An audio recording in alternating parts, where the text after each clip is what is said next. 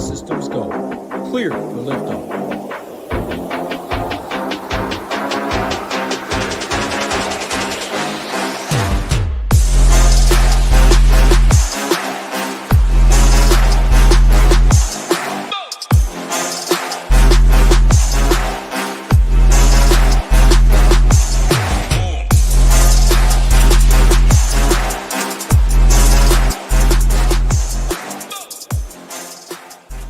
What's going on, everybody? Happy Thursday. Hope everybody out there having a great day, maybe enjoying some awesome weather, depending on where you're at. Nate D, Sean Sullivan, Mighty, Ricky, Bob, Brandy, Noah, Wins a Lot, Deacon. Hope all of you having a great day. All we ask is like button and subscribe button. Helps us out a ton. Joined by the man, one of the best NBA minds out there. Rio, 6 games, FanDuel, DraftKings, all lock within an hour. Plenty of injury news. I mean, it's not even worth talking about all the Q-Segs right now until we go game by game. But, yeah, how we doing today, and what are your thoughts on the slate? Doing pretty good. I think the slate first glance was a little bit more difficult than some of the ones we've been playing recently. I feel like last night's was fairly straightforward. I think we hit on some of the pivots to make in that Sixers game, although I didn't have any Jabari Walker. That kind of came out of nowhere, but did see a report before that game tipped off. A beat writer was talking to Nick Nurse, and he said that he was going to be playing some of the guys they're still trying to figure out. I forgot the exact wording was, but the guys that they're trying to learn more about. I didn't necessarily think that meant Kyle Lowry and Jabari Walker. I thought more so like Tyrese Martin and Dalen Terry, but those guys barely played. They did run an 11-man rotation, which was just tough because Maxey kind of failed. You still could have won tournaments with him because the scoring last night was generally pretty low. I think Brunson and Jaylen Brown were both still optimal, or I think maybe SGA and Brown were optimal last night. So Klingen in one half was winning tournaments. I mean, that was what a terrible run out there. Soft as puppy shit is what I'll say. I mean, come on, NBA. You didn't think that he should have got a flagrant 2 for that? No, I mean that was pretty bad. Nah, I mean that's not like that. I mean, bro, he didn't do that. He like threw his elbow at his chin. That's a flagrant one. That's some soft ass. I've seen Draymond get away with way more. Lou Dort, like you like to say. No, I thought that was soft. I don't know. I've seen enough like from Klingen. He complains so much. I get it. Like he's big and people have to be more physical against him, but he's just every time he's getting like put back dunks, he's screaming in the ref's face like and one. That I mean, I don't know how you guys are saying that wasn't malicious. That was so clear. Like an elbow to his chin. Yeah, I'm on Jordan's side for sure. I mean, yeah, he got him on the chin a little bit, but I disagree. And I didn't even, I mean, I had him. I probably would have lost either way, but he was on his way to a massive, massive game for sure. I mean, like you mentioned about the Nick Nurse stuff and talks, we were talking a little pre-show. March NBA DFS. I mean, projections, ownership, obviously in all DFS sports mean a lot.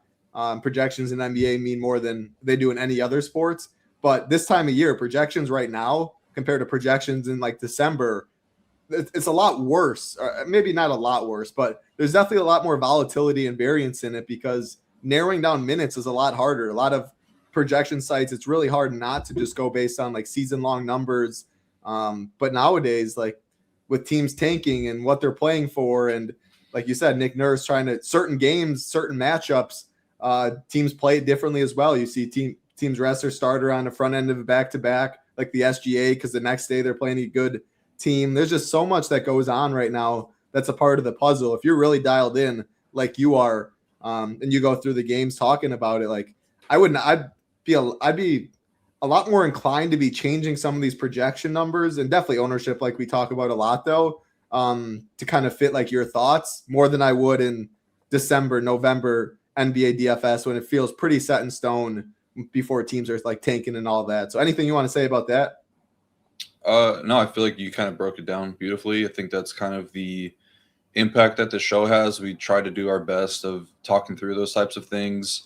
I consume NBA content basically around the clock, and I'm always reading, writing, and just researching about it. So I'm trying to bring that to the show for you guys. And I think that's kind of a good part about being in the Discord. But I think that more so the show and the slate plan will kind of reflect that as much. It's just hard to get these questions in the Discord and then have to like rehash the same stuff. I think you really got to be dialed into the content at this point of the season.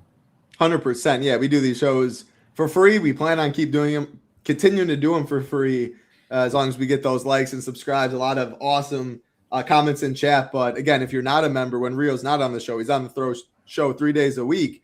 But when he's not and you want his content, like you mentioned, the NBA Slate plan, very in-depth, breaks down the upper tier, the mid-tier, the lower tier, and Discord, a huge piece of our product. You can see shipination.com. If you go to join the nation right here, you can get in as low as $9 for the day. Now, that does not include Discord. I think the better deal would be getting the 5 days for $19. You get Discord, you get SaberSim. I mean, you get MMA content, you get NASCAR content, PGA Showdown, NHL. But if you just want NBA for the rest of the year, you can go to single sport up top. We have them for multiple sports. NBA, $29 for the month, $49 if you want SaberSim. If you know annually, obviously NBA, you're not going to get billed in March for NBA when there's no content. But if you know you'll be around for next year and stuff, you can now join that as well. But yeah, playoffs will still be around. Slate plans. You get Rio's core, which is on the site. You get Matt Bellman's core, high stakes player. Our man Ham the man, Swiss Army knife in so many sports. I'm on the cash report, of course, the Slate plan. DVP rankings, another cool tool, all numbers based. You get the year-long ones, but probably right now I'd recommend using the last 2 weeks. And you also, if you go to More in Education, 5 education videos, an hour and a half, 2 hours, talking NBA, process-wise, difference between cash games, tournaments, satellites, how you should be playing it different, all of that good stuff. So we would love to have you at the nation in so many different packages to join if you would like. Yep, flags in, as Brittany said. Rio talked a little bit about that pre-show. Was surprised to see that. Who else we got in here? Luis, we appreciate you too. Brittany, Sean's on the same side. Everyone's against Rio right now. Casey in here. Bob Oso, you got that right. Beautiful weather indeed. Jack, appreciate that. Sean, Jordan, William, Jake. I think I covered everybody. I say we get right into first game of the night. Oh, shoot, I didn't. Hold on. I got to type in. I always like pulling up DraftKings Sportsbook to talk about the spread and the total that's up today. Here we go. 4.5-point favorites are the Wizards. Big boy total, 241.5.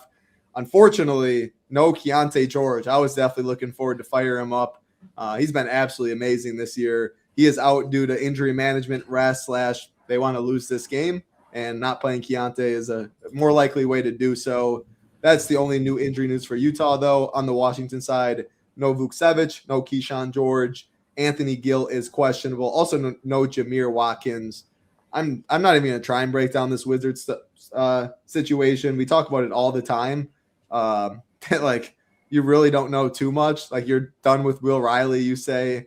I'll just let you take it away. Like, the cool Ballies of the world. 4.9K is a good price, but he's not playing many minutes. Can he get there in 23 minutes? Ace Bailey looks pretty strong. Your Utah Jazz, though, you know them very well, but Washington always gives me problems. And this game's going to have a whole lot of ownership due to the value on both sides. Yeah, I mean, the big news here is Trae Young making his debut for the Wizards kind of comes at a really odd time because I feel like the Wizards would definitely like to lose this game. The Jazz and the Wizards will play each other. This will be the first of their 2 games over the next, 2 weeks, I think. So really big for the tanking standings. I would be very, very happy if the Jazz lose both of those games. But kind of how we talked about when these 2 teams do face off or teams in the lower half of the NBA, you have to be very, very cautious. So I agree with you. Any sort of chalk ownership that we're getting from either side of this game, I would not feel confident in. And I see Will Riley getting a ton again. So I don't even know if I want to mess with that tonight. But yeah, things could definitely change for the Wizards in particular. They do have 11 guys projected to see minutes tonight. So pretty deep tonight in terms of guys that will get rotation minutes. And then you also just kind of have to take off some of the usage on guys, mainly the guards like Hardy, Trey Johnson, Sharif Cooper, Bub Carrington. I feel like they all will be pretty negatively impacted by Trae Young returning. But I also think in turn their offense will look a lot better. Obviously, it's a great matchup for both these teams. Jazz are dead last in defense. Wizards are bottom 3 in defense. So a really good spot to get some offense for them. But if Anthony Gill were to miss, then we could start to get into the Wizards a little bit more. I'd probably be looking to go right back to Julian Reese. Again, I've said it 3 times already this week. Anytime somebody's that cheap and they're playing as many minutes as he is, then you have to have interest in him. And this will also be the best matchup that he has had in the past week. He played Orlando and Houston, so 2 pretty solid defenses. I feel like this would be a spot where he could flash more of a ceiling, and also did okay last game, but he had like 9 points and 8 rebounds, so pretty close to the double-double bonus. He looks like a guy that could add some stocks to the stat line as well. I think he had 3 stocks against the Rockets and a few against Orlando last game. So I'm definitely keeping an eye on Anthony Gill in particular, but it does seem like he'll probably be returning. So the guards for me, pretty much out of play. I don't really think I want to mess with like Hardy at some ownership. Definitely not playing Trey on a minutes limit. I don't really like what I'm going to be seeing from Bub Carrington now that Trey is back. But yeah, I'll be looking at the wings. So like Champagny is in play for me. Bilal Coulibaly is in play for me, and then I guess Will Riley is. But now it's starting to get like this is his ceiling price tag in my opinion. He's just not good enough to get this type of price tag. So I would probably rather go away from him and probably play more Champagny and Coulibaly. I know that those guys probably won't be playing a ton of minutes, but I think we'll get a good per-minute game from at least one of these wings in particular. I was looking at some of the perfect lineup stuff before coming on today, and these are the two teams that allow the most perfect players this season. The Wizards have allowed 20 people to end up in the perfect lineup. The Jazz have allowed 19. The places that you would get the most perfect games from position-wise would be point guards against Utah and small forward and power forward against Utah. So that kind of is in line with what I'm going to be playing on the Wizards side. Coulibaly, Champagny, a little bit of Will Riley. And then for Washington, it's been centers, point guards mainly, and then some shooting guards as well. Who I'm considering on the Jazz side of things, I do really want to like Collier tonight because he's basically the only guy that they have that can handle the ball. They were running a lot of offense through Keontae, obviously, and then Laurie kind of gets some secondary ball handling, but those guys will be out tonight. And then EJ Harkless is not really like a true point guard. I think he's more just like a defensive guy. Like he doesn't really do much else. So the role could be really, really big for Isaiah Collier, but he just might be too good. I think like if they're winning this game and he's doing really well, because I do think that he's a good NBA player, then they might just dial back his minutes. I'm not really super excited about playing him into a lot of ownership at 7.8K. Or more so, I don't want to play him. I don't want to play him at a high exposure rate personally at that price. I do think that there's more likely outcome that he underperforms than overperforms his price tag. I do think Ace and Sensabaugh are in play though, because both these guys will have really, really high usage. The thing for Ace though, this does feel like a ceiling price tag for him at 6.5K. And I think for as long as Coulibaly plays, he'll probably be getting that defensive assignment. So this will be one of his toughest tests that he's seen this season. So with that in mind, I kind of want to be underweight on him and maybe more Sensabaugh, but the minutes have been really gross for Sensabaugh. So I don't really know what to do with Utah. A lot of these guys are projected to see minutes. I think that I would play some Mo Bamba, though. He was the backup center last night, and he only signed a 10-day, so he's running out of games pretty quickly. Like he probably has 1 or 2 more games left on his contract. So it'd make a little bit of sense to get him, maybe 16 to 20 minutes tonight, which he could definitely smash in because it's a great matchup. So I think Bamba is probably the guy I'm going to get the most of on Utah tonight. But I think these guys might be a little over projected from what I'm seeing right now. Saber has 4 guys in Utah projected for above 5 value. I think that's a little too high. Hey, that's what I love to hear. I mean, right, like a team trying to lose that's going to be pretty popular, that's playing a pretty deep rotation, that's getting a lot of ownership. Yeah, I mean, you making case to fade, it makes a lot of sense on a 6-game slate. So I'll be looking to see where you think some other pivots in the mid-tier, lower tier are throughout the slate, or like as the games go on. Washington side, like, would you be fine playing Will Riley, Coulibaly, and like a Champagny, or is that too much? Or is it probably 2 max? I think I'd probably be max one of those guys, honestly. Max one of all Washington? Just the wings, like the Riley, Champagny, Coulibaly grouping. Would you be fine with? I mean, you didn't really like anyone in the backcourt anyway. Not really. I mean, Jaden Hardy was kind of getting there last game, but he was playing too well, so he got pulled. So something like that could definitely happen. Like you might get 20 minutes from Trey, Cooper, Coulibaly, or Bub, and Hardy tonight. It's just crazy. I mean, they're implied for 124 points, but Trey being back obviously has something to do with that and throws a big wrench into things. Yeah, all right. I'd be good with like Coulibaly and Reese if Gill is out. Like that'd be a pairing I'd be fine making. Yeah, I mean, this game's definitely getting some ownership to start it off, though, and a lot of question marks and some hesitancy with Rio. So definitely interesting there.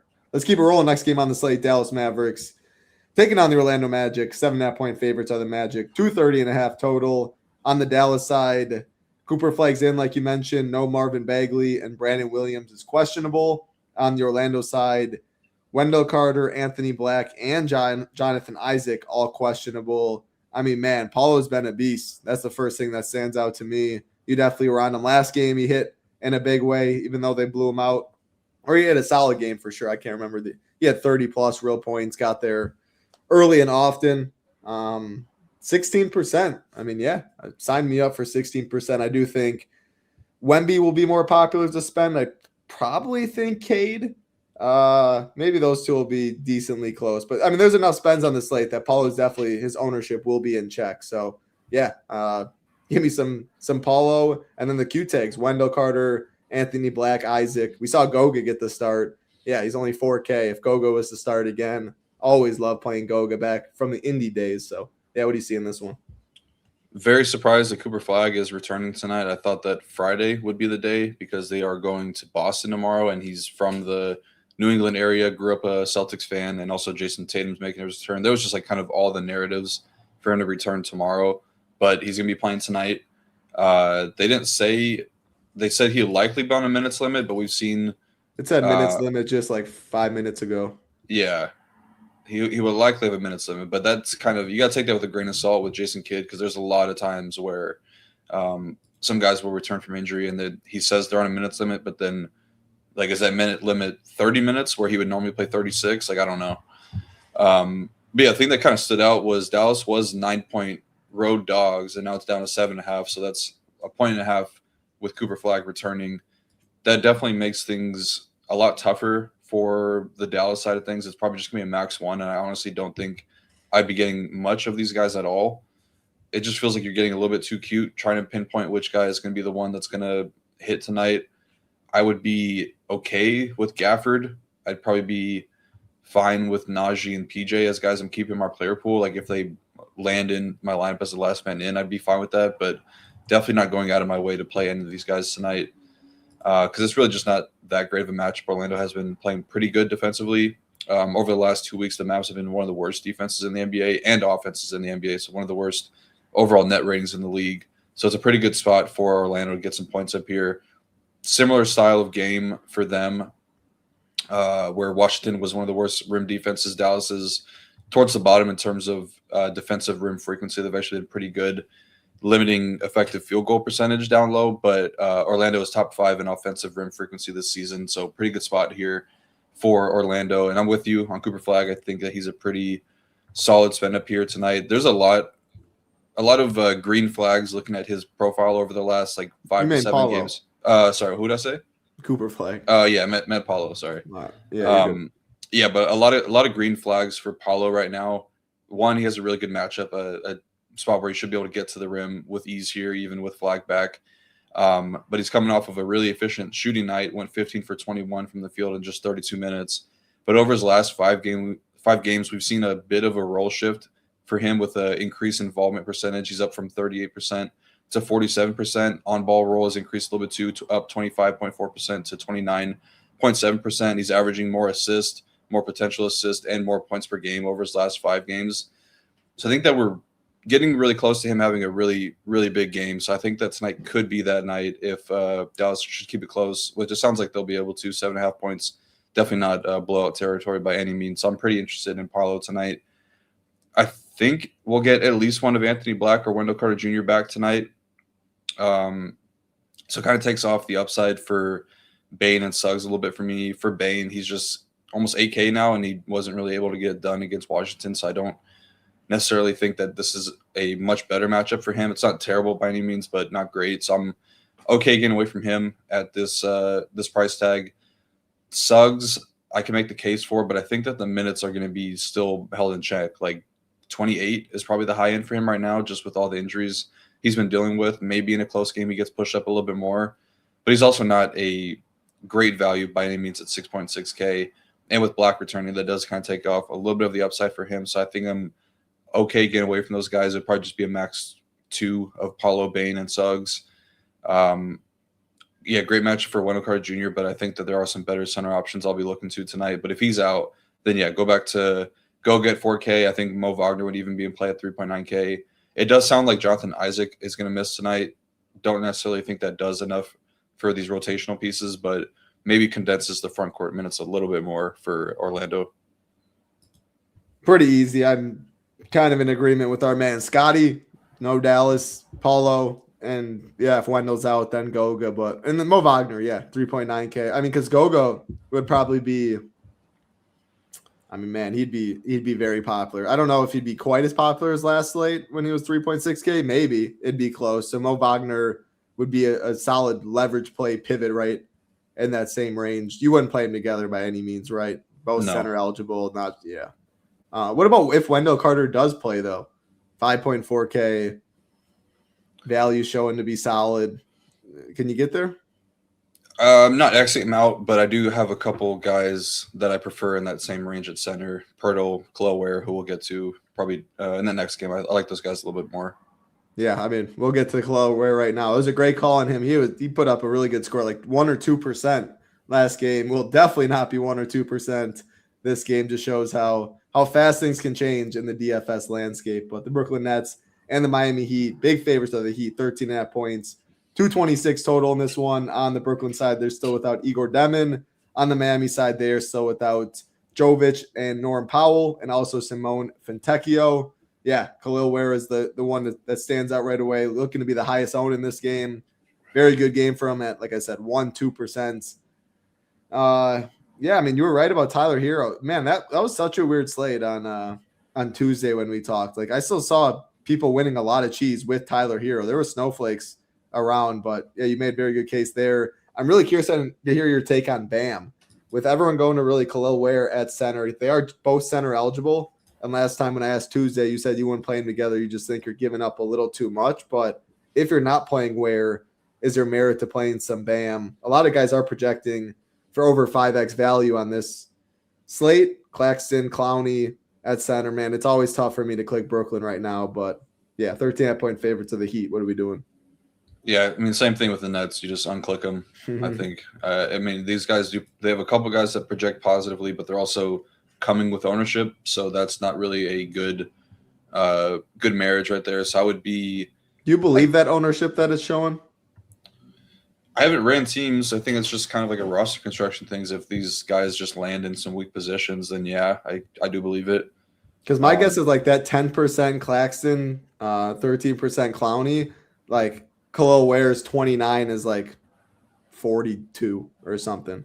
I don't know. Yeah, I definitely could see it being higher than it is right now. But yeah, X out makes the job easy.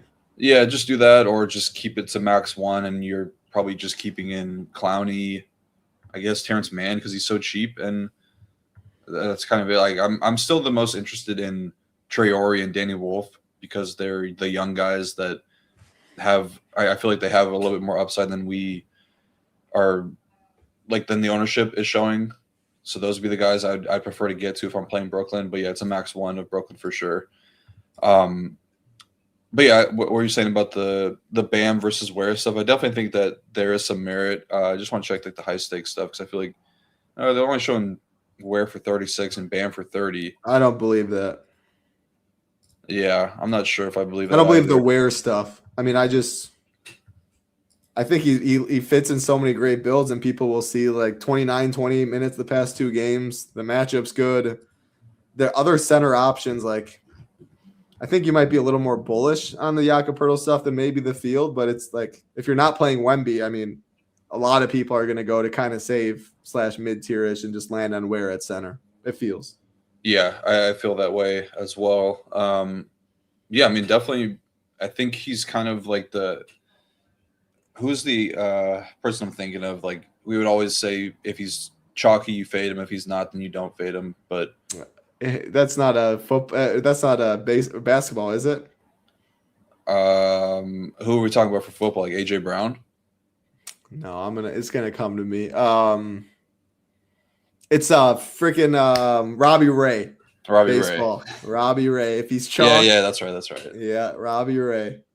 But yeah, it kind of feels like that with Ware just because there's never a guarantee that he's gonna be playing 30 minutes. He got there last game, but he also picked up. I just want to check real quick. I believe he picked up 3 fouls in like 2 minutes or something. Yeah, he picked up 3 fouls in actually like 15 or 20 seconds. Wow, that's impressive. Yeah, and then he played the last. He checked in at the 6-minute mark in the fourth and finished the game. So 18-minute rotation to finish out the game feels a little bit shaky to play that type of player at this level of chalk, which probably is going to get higher. Like, as much as I love Ware as a fantasy option, I'm literally always beating the drum to play Khalil Ware. This feels like a good spot to get away from him, and probably in favor of Bam as just like an easy straight line pivot in the same game, or just some other center options. So I love Ware. I'm still going to be playing a good amount of him, but yeah, I agree that the ownership is probably going to be higher than it's showing, and there is definitely a ton of downside and pretty big upside to fading it and getting it right. So into Bam for sure. He had a huge game last game out, pretty efficient too, 23, 9, 7. Flirting with a triple-double. Could have had a bigger game if he got that last rebound, but 6 steals, 55 DK points, so definitely fine with him. I guess, I don't want to just say the same things I said about Hero, but the Nets are not bad defensively against guards, so I'm fine getting away from Hero if the ownership gets out of hand. He is one of the better per-minute guys with all these guys off the court this season. Had a really strong usage rate as well last game, 35%. But only played 27 minutes. So probably more of a around the field type of play than playing over him at like 25% or whatever it may be. And then I do think that we get at least one solid game from somebody not named Bam or Tyler Hero. So guys that I'm considering, it's basically the entire Heat roster, but like Andrew Wiggins, he's coming with a little bit of ownership, but I do like the matchup for him as a guy that is a very good transition scorer. Same thing for Jaime Jaquez. He did not overlap with Pelle Larsson at all last game, so I'd be a max one of those two guys. And I do have interest in Larsson as well. And then Davion, I think, should be in player pools. And I also think Kasparas Giakoušonis should be in the player pool as well at just, was he 3.4K now, projecting like a pretty solid value. He had a pretty good game last time out and did close in the blowout, if I'm not mistaken. He was, he did. He played the last 12 minutes of the game. So think that he'll get the regular rotation minutes in the first half and then a chance to play a little bit more towards the end if they do blow them out. What happened to a popcorn machine? Yeah, there's a couple different sites you got to use now. I don't really know what happened. I haven't seen anything on Twitter, but yeah, they're gone. I think Wiggins is pretty strong too. Man, just the 13.5 point spread. Granted, there's a decent amount of kind of big spreads. I mean, nothing like the slate we just saw, but the next game will be 8.5. The Magic was 7.5 earlier. At the end of the day, 7.5 though. If it's 9 points with 4 minutes left, the starters will still be in. But this is definitely the biggest spread on the slate. Your Ware stuff, yeah. I mean, I do think that ownership's probably more like the 40% range. So you made a case to be underweight. I mean, 3 fouls in 20 seconds is crazy, but Bam feels like a very solid leverage play. Flips the roster construction kind of at center. If people go up at center, it's Wemby. Otherwise, they're just going to go to that 5K range. So I think that's strong for sure. Wiggins looks good. I liked Hero last game. You kind of talked me out of it. I'm gonna think I'm gonna roll with what you said again, since it worked out. But Brooklyn easy fade there. So let me go through some rules real quick for Miami. Yep. So max 1 Bam and Ware, max 1 of Davion and Giakoušonis, max 1 Jaquez and Pelle Larsson, and then I think it's going to be Myron Gardner filling in for Fontecchio. We didn't really talk about him, but is somewhat noteworthy because Fontecchio did play 20 minutes last game and was checking in behind Andrew Wiggins. So I'd be a max 1 of Wiggins and Gardner if you are going to consider Gardner, which I think that you probably should bump him up a little bit because he's min priced, and a blowout run if you're getting 20 minutes from somebody that cheap could be useful. I was going to ask, a lot of people are going to go to that Jazz and Washington game for some value. And what other spots is there value? But you just talked about some in this game. Where obviously, but he's going to get ownership. Kasparas, you just mentioned Gardner. I'm not really seeing too much value in this next game. Maybe a little. And pretty tough on the Toronto stuff as well. So yeah, I'm curious where throughout as we go to these games if there's any sneaky value plays that pop up that can be interchangeable with this Washington-Utah stuff. But Golden State, Houston, a game that's not projecting very well. Ownership's not getting there too much, but 8.5-point favorites are the Rockets. Only 212.5 total, by far the lowest on the slate. Injuries on the Golden State side. No Moses Moody, no Chris Stapps, no Will Richard, and Gary Payton is questionable. On the Houston side, I mean, definitely big Q tags here. Sengun, Amen Thompson, and Jabari Smith all questionable. Really curious if you have any leans there. I mean, Reed Shepherd, he's been the freaking man. 6.3K. I mean, I still got some interest. If there's no Amen Thompson, I think he's still a smash. If there's no Sengun in this spot, Capella at 3.5K. I don't know how much Jabari Smith. I mean, obviously he's playing like 30, 32 minutes, so it means something, but do you have any leans on these Q tags? And then Gary Payton Q tag usually wouldn't, I don't think, mean too much, but they already have so many guys out. Maybe it can open up some mid-tier stuff on the Warriors that's going to be low owned. But yeah, I'm all ears in this one. But mainly, do you have any leans on these Q tags right now for the Rockets? I don't really. I feel like the Amen one was probably more maintenance related because we did see him get a night off last week or the week prior. For Sengun, he got downgraded last night with the illness tag. So, I mean, that's a little bit better than midday today, day of the game. So I feel like he's probably more like 60-40 to play. And then Jabari has been dealing with this ankle injury for a while, so don't really have a good lean there. Just going to have to be one that you need to be prepared for because that would be like that's the clear spot to go to for value and for upside in some of the studs. Like if we get at least 1 to 2 of these guys out, if it's Amen or Jabari out, then Reed Shepherd becomes a good play regardless. I kind of feel like he's in play either way. Like I think that they really need him to kind of come along nicely in the second half, and he has been doing that.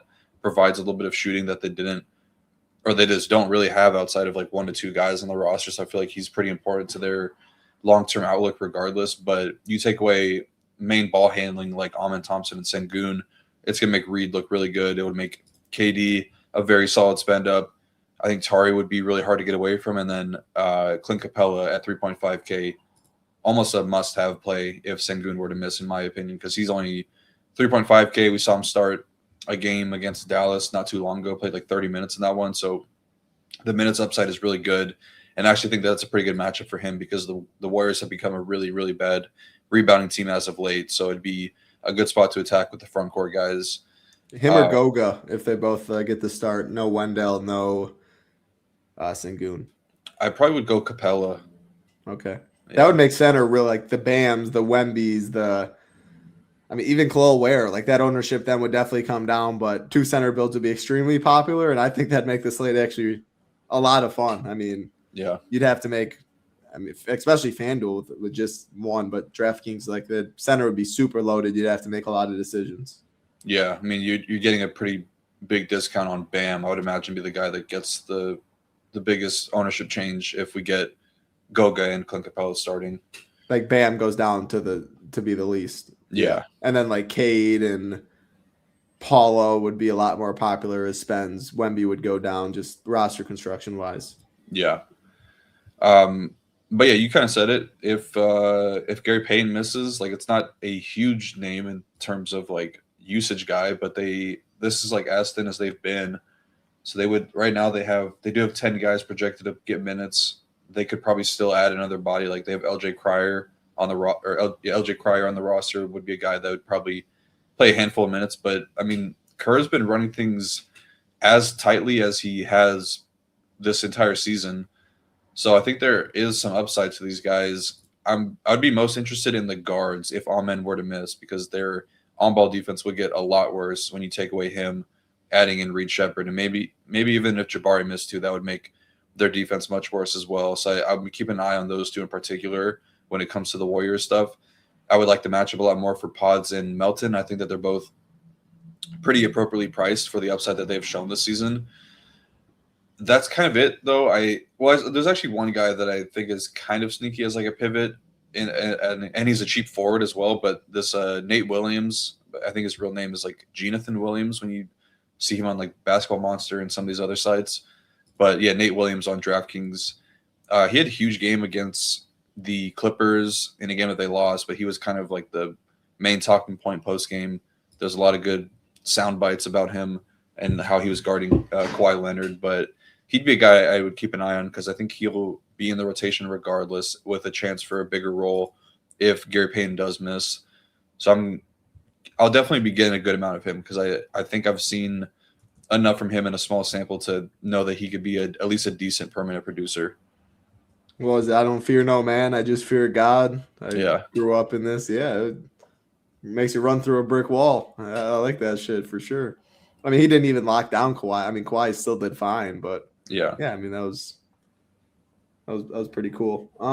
Yeah, that's like the stuff where like you just have. I mean, no one's gonna play him. You see 0.12. Obviously, projection would raise a little bit without Gary Payton, but it wouldn't get anywhere close to where people actually click it. So this is the time in March where I'd be a lot more willing to, again, Rio. I asked him this question like last week or something. How would you go about raising that projection? One way to do it, which I mentioned, was you just say, you want like 8%. Like you think he's 1% owned, you get 8x the field. You can just move it to like 15 and just see when you run it, what do you get? And then if it's lower, you raise it a little, higher, vice versa, you lower it. But Rio goes more in depth and tries to find like G League stats or backgrounds there, find like what he thinks his point per minute is, obviously a minute projection on him, and kind of do it that way. So yeah, you can, if you're as dialed as Rio and you can do it that way, you have a solid feel on how many minutes he might play and try and come up like with historical data on a fantasy point per minute for him. That's obviously a way you can get a probably a more accurate projection. If you don't feel like that, but like, all right, I want to still get 7x the field or whatever it may be, you can do it my way again. Just plug in like 16 and go from there and see what kind of ownership is spitting out. What's up, AX? Good to see you. Okay, play the night. Duncan Robinson, first king. There's enough value to play Cade and Wemby. Yes, there definitely is right now. One thing I think we need to be keeping an eye on, I think we're going to get a starting lineup change here. Actually, I don't know if they went this way last time, but I think they're going to have to start overlapping Guy Santos, Al Horford, and Draymond Green. These guys are all power forward eligible, but Al Horford and Draymond power forward center. Not too interested in that because I just don't think that lineup makes a ton of sense. But Guy Santos, pretty cool story. Signed a 3-year contract, 15 mil. Kind of came from nothing, so it's pretty cool to see him get a contract. I mean, he's been very steady. Like anytime they need him, he plays his role, he does his job, and yeah, good for him for sure. I mean, I don't know. Pods can be a little cringy. Every time I think of Pods, he's another Wisconsinite there, but I always think of that video with LeBron and Steph. No, it was Steph and Clay. Oh, and Draymond. That was funny. Yeah. But I always have loved Gary Payton. I mean, another dude he'll pick up full court. He'll grind for you. DeAnthony Melton, Horford, absolute buck killer. Yeah, I mean, this team's a little old. Draymond can be a little annoying, but when you get Steph here, like this team can fight a little bit for you. Definitely not enough name value nowadays in the NBA. But I'll also say something kind of to cement my Jonathan Williams call is that I don't really think the Warriors can move up very much in the standings. Like they're pretty much locked into a play-in, so it's just a matter of who they would prefer to play if they get through the play-in. Because right now it's going to be like the bottom 4 is Suns, Warriors, Clippers, Blazers, and the Suns are 4 games up on each of those teams, so it's pretty much going to be a guarantee to be Warriors, Clippers, Blazers as the bottom 3. So they just don't really need to be playing Draymond and Al Horford a ton of minutes right now if they can get away from it. I think I'd rather play the Blazers. Do you have a thought? Yeah, I think the Clippers are definitely the most dangerous team down low outside the Suns. Yeah. You like them getting rid of Zubac? Getting Mathurin? You like that for their chances? I would love it if Yannick Konan-Niederhauser, the Barbarian, could stay healthy because I actually think that he's a stud. Like he's just if he can develop an offensive game outside of what he already does really well. I mean, he's like very switchable on defense, super athletic. And the game against the Warriors was like so impressive because he was just tipping every ball, blocking every shot. So I think that it's a fine move. Like I've always been a big fan of Mathurin, not the hugest Darius Garland guy, but he makes sense for this team. So, yeah, we'll see. What about Big Brook? I mean, he's fine. Fine where he is. Yeah, I mean, fine the way he is. Yeah. I didn't love him on the Bucks. That man transition pulled up from 45 feet, steps into it. I just hate how people can be 7 feet tall and average like 3 rebounds a game. Yeah. Well, to be fair, I think Brook almost kind of designed, like, he boxed out for Giannis back in the day, and then I think he just, like, that's just kind of what he does now. But no, I totally hear you. You mentioned EJ Harkless, right, earlier for Utah. He's one of your favorites there because, like, you think Collier might just be too good, hey?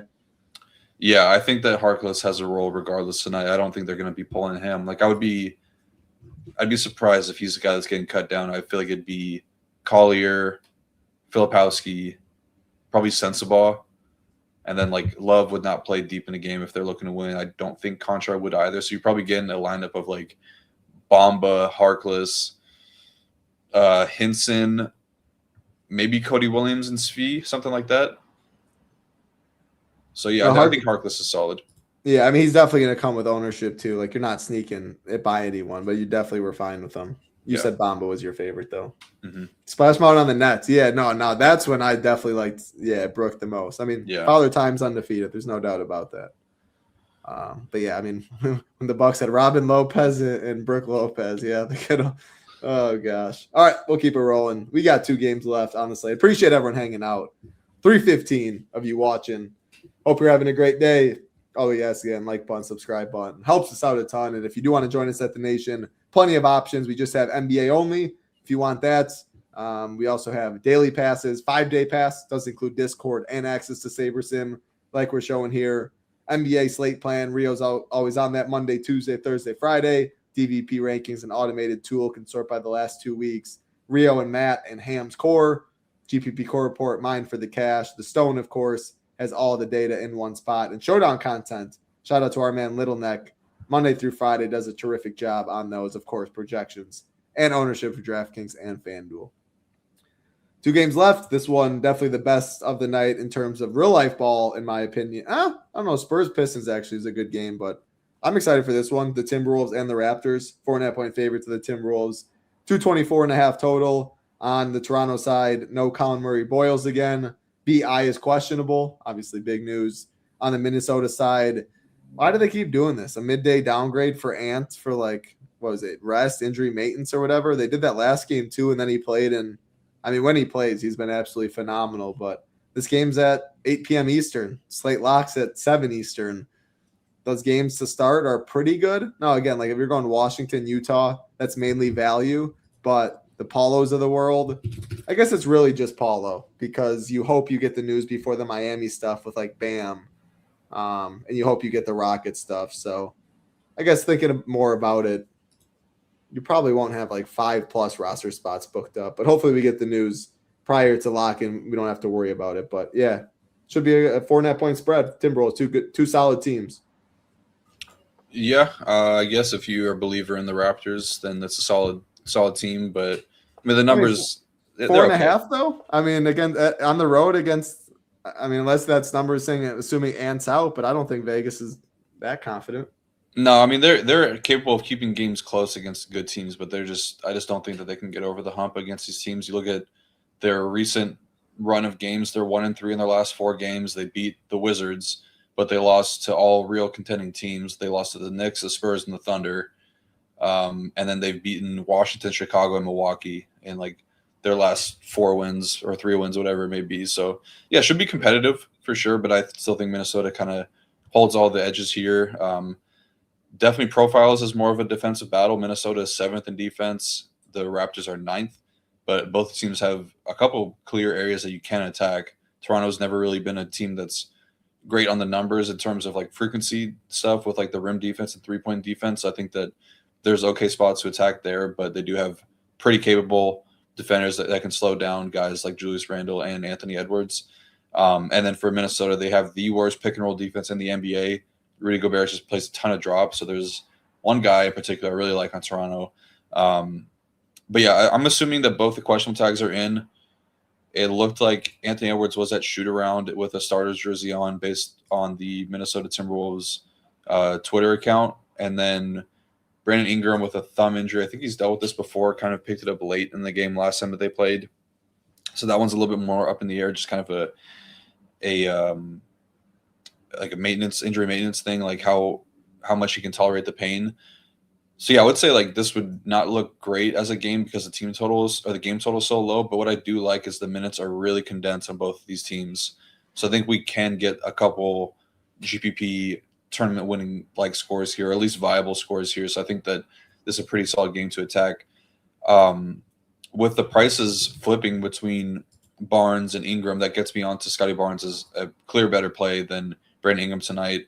Ingram should see a lot of Jaden McDaniels too, and he's been held in check in a pretty big way over the last 3 seasons. We have about 170 plus minute or possessions sample size between these two guys, and McDaniels is holding Ingram to just 17.5 points per 75 possessions over the last 3 seasons. So not great numbers for BI coming in with a thumb injury. I'd be looking to get underweight that. I just don't really think that he's paying off this 8.8K price tag very often.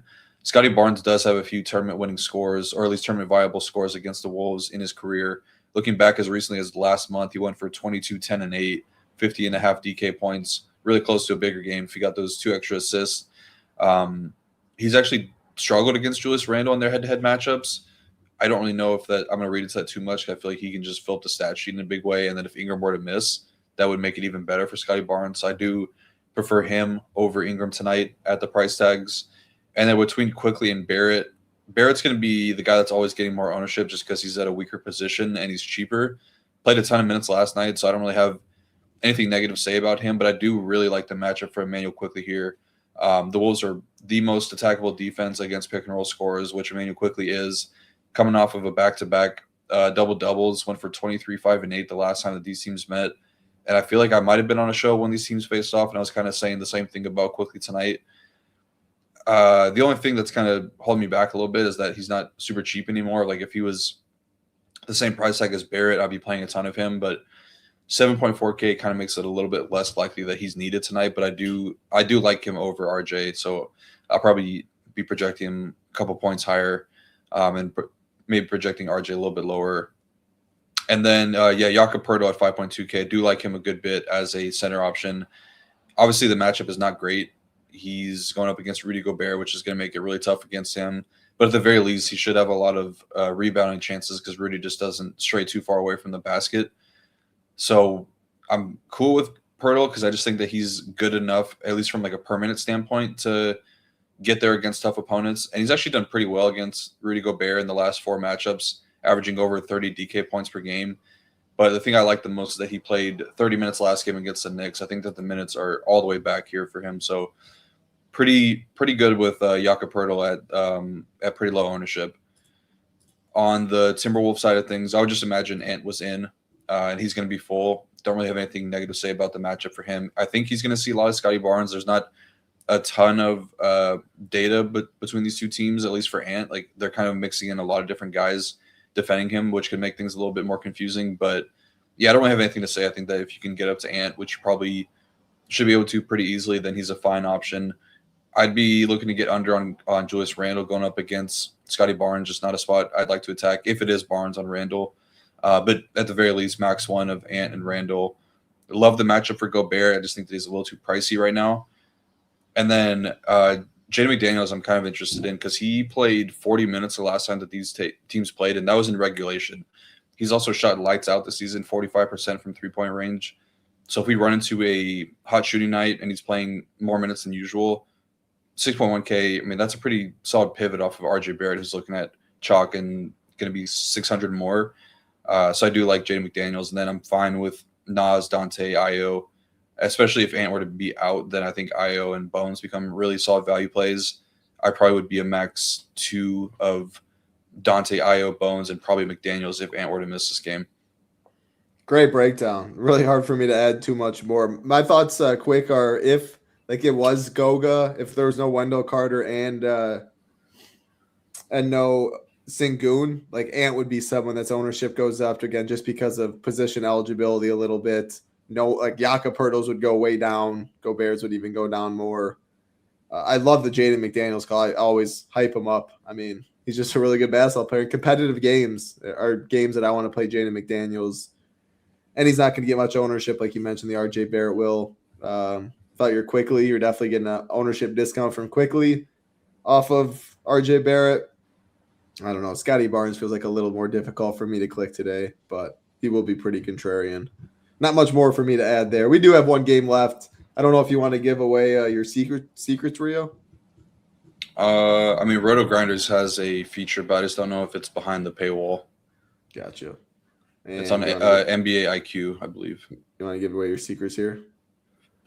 Has fantasy data for players. I don't know if he means like when you say, like his like an easy way to find like his last 3 games against the Wizards like this year have been 47, 42. Are you just like game log watching? Like I know Roto Grinders also you can click on their name and then just keep scrolling until they play them. I mean, StatMuse is a really good spot to use if you want to see like Scotty Barnes' last 4 games against the Wolves. Then you can do stuff like that. But a lot of the other stuff that I use in terms of like usage and per minute stuff is behind the paywall. Oh yeah, there it is. Yeah. It's behind the paywall. Yep, it is behind the paywall. You can find that at shippingnation.com. NBA slate plan right there. All right, one game left. What's going on, Brandon? Good to see you. Great game, Detroit Pistons and the San Antonio Spurs. Are you giggling because you called him Brandy earlier? No, I was just giggling because you and him both said the exact same thing without even you seeing his message, and he all capsed it. Like he was like yelling at me, like "Don't give it away," which is very fair. Rio puts in a lot of time, a lot of work, and yeah, it's a big benefit our members have. Just as much as in Discord, NBA, a lot of moving pieces, things change, starting lineups change. That dictates a lot of I hate to bring it up, Mark. I know it's a sad subject of your swap, like with Jalen Williams and stuff when he wasn't starting and this and that. And I mean, sometimes it works out with Hugo Gonzalez a couple nights ago. Sometimes it doesn't with Jalen Williams, but we get a lot of random starting lineups or things we don't expect. And NBA is a lot of moving pieces. And nowadays, especially March DFS versus like November, projections are good. You definitely need to use them as a baseline, but it's not end all be all. Like I pretty much think NBA projections are most of the time, but you have more room to maneuver nowadays. So yeah, Discord is a very big piece of our product at Shipping Nation. A lot of members are in here in the YouTube chat, in the Discord community as well. All right, last game, Pistons and the Spurs, 3.5 point favorites of the Spurs, 228.5 total in this one. Spurs side, no Harrison Barnes. On the Pistons side, I am seeing no injury news. So pretty much 2 healthy teams, 2 very good basketball teams. A solid over-under, I guess. But, yeah, this game should be competitive. And, I mean, seeing De'Aaron Fox at 6.5K is just crazy. So if you want to start there, Castle's sub 7K. Dylan Harper's been good. I know you're probably going to say a max 2 of them. Ownership, like, some people are getting some ownership. I don't know. Maybe Wemby's a little higher owned, but center's really good on this slate. So if, like, Wendell Carter's out and Goga opens, Sengun's out, Clint Capella opens, then I think he's probably where he's showing right now. If both of them are in, I think maybe Wemby's a little more popular than this since you can double spend if you do want, but take it away. Yeah, this team's played, well, I don't know if it was last week or the week before, but pretty recently. He got shut down. I think it was last week. Had a awful shooting night. I mean, Stephon Castle really gave it to him there, but the thing that was fun to watch about the game was you did see playoff-like minutes for those teams, and I kind of feel like we could see that again. I don't need to double-check. These teams might be on the front end of a back-to-back. I'm not sure who they play. I think I'll check for you. Yeah, I think San Antonio might play the Raptors tomorrow or somebody I think they play another Eastern Conference team. But regardless, I would kind of imagine that these teams play. Okay, Clippers. So I guess, I mean, I don't know. I think this one's probably more important for them to kind of get more like a playoff-like. Nothing for the Pistons tomorrow, and then they got the Nets. Okay, yeah. So this will be a big one for the Pistons then because they obviously lost that game against the Spurs, and I do think that the Pistons have a really, really soft matchup or soft schedule coming up in the next week or so. So I feel like they're probably going to sit some guys in that game on Saturday and play their guys a ton tonight. But yeah, it's going to be the same way that like defensively how you want to attack these teams. The Pistons are a team that can give up 3-point shooting, and as we saw, Devin Vassell and Julian Champagnie lit them up last game. They went for a combined 12 for 19 from deep. And it's going to be really tough to beat a team like the Spurs where they get that type of output from your secondary options on offense. And then with how well Wemby played on both ends of the court, Stephon Castle was great on defense. Even I thought Fox played pretty good defense in that game. Didn't really shoot that ball that well, but really good game for the Spurs overall. So I'm kind of interested in the same guys that did well last game, and it's not like a game log thing. It just makes a ton of sense. But for Wemby, played 36 minutes, had a 21 point, 17 rebound double-double to go along with 7 stocks, and I think that he could produce something similar here. Detroit is third worst in three-point offense from a frequency standpoint, but the third highest offensive rim frequency team in the NBA, so they're going to be looking to get to the basket, which means that Wemby should have opportunities to get more blocks and steals and things like that here. It's just a lot of pick and roll. So they're going to be attacking Wemby a lot with the Duren and Cade stuff. And, I mean, if he's playing like 34, 35 minutes, which I feel like he should be projected at versus where Saber and some of these other places have him in like the 31 and a half to like 32-minute range, I'd probably be running him closer to like 34, 35. So I'm fine with him even in a tough matchup. Getting Beef Stew back definitely will help them. But I just think that Wemby too good as a per-minute producer to kind of overlook even in a tough matchup. Between Castle and Fox, I do have a slight lean for De'Aaron Fox tonight. I just think that the matchup is not great for Stephon Castle, especially with the way that he likes to score, which is basically all around the basket. There'll be times where he'll get some open looks. Like teams will leave him open, kind of give him the Draymond Green treatment because he's just not a great three-point shooter. So I guess like maybe his overs in the three-point market are kind of interesting if you can like ladder that up to like 3 or 4, because I do think that he'll get a lot of open looks here, but I'd probably take the under on him going off for 16 points again. He didn't shoot it all that great, and I just think that it's just not a great spot for him. He's going to be guarding Cade as well, which does come with some foul risk. So I think there's pretty easy ways to get off of Castle for me. And then I agree with you on Fox, 6.5K. I don't know when the last time he was this cheap. It probably is the cheapest he's been this season, but for sure, like maybe over the last, like, I don't even know, 6 seasons potentially. I mean, he's been a pretty high per minute guy in his career. But the thing that was interesting for me, he had a 25% usage rate the last time these teams faced off, which was a little bit above his season average. Took 17 field goal attempts, which is the most that he's attempted in a game since mid-January. And at 6.5K, you just need him to do a lot less to pay off his price tag. But if you're getting the same type of shot volume, just a little bit better efficiency because he actually didn't shoot the ball that well, then I do think he has a good chance of reaching a ceiling game here at 6.5K. So very interested in De'Aaron Fox. Very surprised that Vassell is not getting any ownership. I guess he's kind of priced up from where we're used to seeing him. But, I mean, he's shooting the ball lights out right now. I think it's kind of a situation where you just ride the hot hand. Shooting 62.5% from three-point range over his last 5 games, 77% true shooting. Just really good form for him. I think he's earned more minutes as well. So I'm pretty cool with Vassell, and I think the same thing could be said for Julian Champagny. He's only 4.7K, so you're kind of comparing him to some of those Wizards guys. So I guess this is a little bit of a pivot, but he shot 53% from three-point range over his last 5 games. And I think that the minutes floor is really good for him now that Harrison Barnes is out, but also pretty high minute ceiling. We saw him play 36 minutes against the Pistons last time these teams faced off. So I'm pretty in on Champagny. I'll be lower on Dylan Harper. I just don't think that this is a good spot for him. Kind of can get exposed on defense against a team like the Pistons. I'm okay getting away from that. Keldon is a pretty useful salary saver at 3.9K with the shooting guard small forward eligibility. And then one guy I'll be sprinkling in a little bit of is Carter Bryant, because I think that he has earned more minutes as well with Harrison Barnes out. He played 13 first half minutes last game, so training for about 26. That's what he got to, but a lot of that was in blowout against the Sixers. But I do think that he could probably play like 20 minutes tonight, which could be enough for him at 3.6K.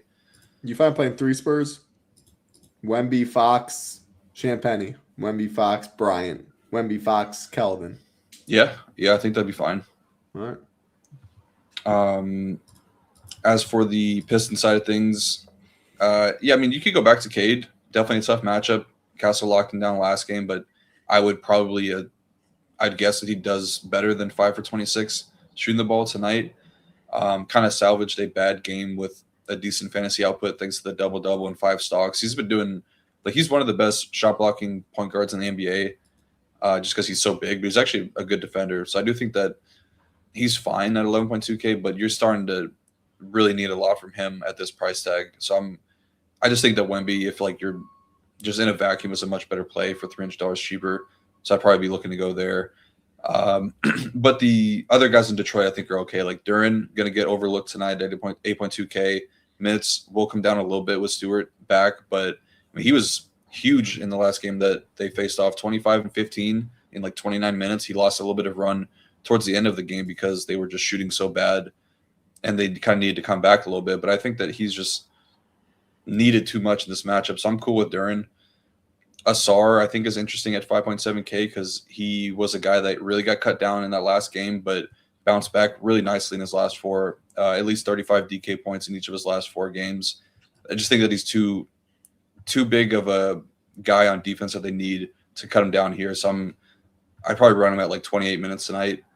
Not really too interested in Tobias. And then I agree with our guy, who was it that mentioned Duncan Robinson? I think that he's okay here because he's just so cheap and did put up 11 threes last game. So I think oh no, it wasn't him. He was making fun of him, which we don't play shame. We don't play shame here. There it is. I actually thought that was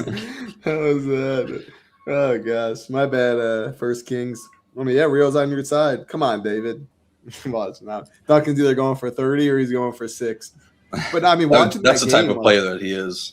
For sure. Watching that game though, he was coming off there was a lot of design looks and he was getting pretty open looks. Off the screens. I mean, I don't mind the play one bit for sure. You just need shooting against Wemby. Like you can't be attacking the basket. Yeah. Yeah. No, I think that's a good point. Nicholas, I appreciate it. UFC video, UFC, please. I'm waiting on UFC. So tonight, Big Marley and I will be talking some UFC. If you just go to shows, you can see all of our show schedule right there. Again, that is a part of our daily package if you want to do that, or the 5 days for $19. If you have not tried Shipping Nation at all, here, I'll pull it back up and we'll get some final thoughts. Little over an hour already talking some hoops. Hope everybody enjoyed Rio's breakdown. Like button helps us out a ton. But yeah, ShippingNation.com, 5 days for $19, probably the best deal. Discord, Saber Sim, if you do want MMA, because you get PGA Showdown, you get NBA content, you get NASCAR. If you just want NBA or MMA content, you can find it here. You're watching an NBA show, I assume you want some NBA content though. So multiple different options, single sports, daily packages, 5-day packages, all do include Saber Sim as well. Going back to it though, so max 3 Spurs, max 2 Detroit. Would you set that rule? I mean, I feel like you're not really going to get more than that. Like that, I feel like that's the max you'd get anyway without even setting any maxes. But are you fine with 5, I guess? Yeah, I think so. Just thinking how that would look though, because I feel like it'd be pretty tough to get Duncan. 5. Yeah, it'd have to be like Duncan and Asar or like I don't think you're not getting like Wemby and Cade. Maybe you are if we get more center value, but you'd be a Duncan, Cade, Castle, Fox, Kelvin, or Champagne, something like that, like Champagne, Vassell. Like you wouldn't, one of Cade, Wemby, and then you're playing more so value, and then a mid-tier Spurs or something. I mean, this seems like a really good game to get to for sure. So the Q tags are waiting on. Ant, you think he plays? Ingram, you think he plays? Gary Payton's actually pretty important, but I mean, it's this game right here, and it's 5:30 Eastern. Hopefully we get it. Not just like right at the buzzer, but that Houston stuff, Jabari, Sengun, Amin Thompson, like that news can flip the slate on the head right there. If Wendell Carter's out and Goga's starting again. So we definitely are waiting on news on this slate. Don't build right now, right after the show, and just turn off your laptop. Definitely get in the Discord, get your Underdog, Fantasy Labs, whatever notifications you need on. Notifications from us in Discord. Rio takes the chat a lot. Yeah, any final thoughts before we get on out of here? No, I mean, I think we probably will get Houston early because they are a team that does put out their starting lineup really early. So maybe they do the same with their injury report, which would be nice having all that information going into the slate. But yeah, fun breaking it down as always. Like talking hoops. We had good, nice viewership and people showing up in the comments. So appreciate that. Yeah, always makes the show fun. Rio puts in a lot of work. The least you can do is just hit that thumbs up, hit that subscribe button. It does help us out a ton. If you're looking for some PGA content, round 2 showdown, that is at 7 p.m. Eastern. Big Marley and I, 8:45 p.m. Eastern. Nicholas, I will definitely be on the lookout for you. I hope you are in the YouTube chat for that UFC video. Max Holloway, Charles Oliveira, not many more fights. You can draw it better than that. Hey, before we go, though, I need your prediction. Charles Oliveira or Max Holloway. Minus 225. Max is sitting around right now. Yeah, I think Max has got it. I don't know. It just feels like to beat Max, you kind of got to knock him out unless you believe he can just sub him. Which I feel like Max's ground game is pretty solid. So I feel like it's going to be – I think it's going to be Max, but it looks like you might have a take there. I'm definitely on Charles at the money. Plus 190 is a big thing. But I think Charles is very live to knock out Max Holloway. Really? Charles, oh, yeah. Charles has I don't even know if it's called sneaky power nowadays. But, man, he's vicious. And it's not – I mean, Max's chin's really, really good. But, I mean, we saw what happened with Taporia, and once that chin starts getting cracked a little bit, I do worry that he's got the touch of God though. Oh, 100% got the touch of death. But even last fight, Max got cracked a little bit. I mean, once it goes, it can be a little scary. But yeah, I'm not comparing Charles to Ilya by any means. There, I think the number's a little wide. That's fair. Be there. But I do think a fight fade could be in play. Max round 3 KO if he does get that. I mean, we saw last week the main event bust. We've seen it a lot recently when that does happen. A lot better chance for a solo shipper. That's a little sneak peek for our MMA content. Tonight, though, awesome stuff, Rio. Great talking hoops with you. You have a great weekend. Good luck to you in the NBA streets. Good luck to everybody out there. Be safe. Good luck for Rio. I'm Titletown. Peace.